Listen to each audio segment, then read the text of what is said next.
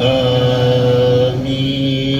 Ku saidi y'ebyokwerinda Idi yabadde ya mirembe era tewabaddewo nsonga y'amaanyi oba misango gy'amaanyi egyakoleddwa. Nga kino twebaza bannayuganda wamu n'okusingira ddala bannaffe ababa mu ddiini y'Obusiraamu olw'okuba nti twasobodde ffenna okuyita mu lunaku luno n'emirembe n'obukkakkamu. Nkakasa kino kyasobose kubanga ne security yabadde tetudde nti olunaku luno we lutuukidde nga tukoze ebikwekweto ebiwerako ebisobodde okuleetawo obukkakkamu obukendeeza ku bumenyi bw'amateeka mu bitundu ebyenjawulo naddala Kampala.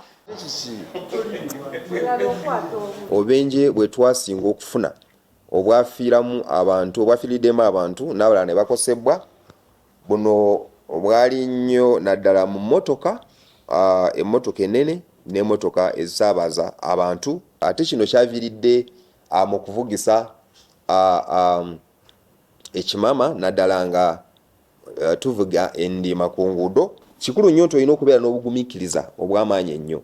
Bano abatagumiikiriza nga baagala kuyisa, abo be baleeta obubenje ne babakoona oba ne bakoona. Oba tosobola kulaba ekiri mu maaso go at least meters nga 2, tokola nsobi n'oyisa.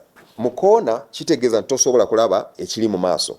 Ebifo ebirala nga biri bize, ebirimu emmotoka ennyingi, ebirimu abantu bangi abatambuza ebigere, b'osuubira okusala oluguudo essaawa yonna, tokola nsobi n'oyisa. N'ebifo nga zebra crossings, ziloole ne baziteekako emigugu oba ebintu luggage, ate ku guudo ne bagattako abantu. Ekyo kyabulabe nnyo nti emmotoka buli weefuna akabenje konna oba obuzibu bwonna, gwe ali eri kungulu okufa kyangu nnyo.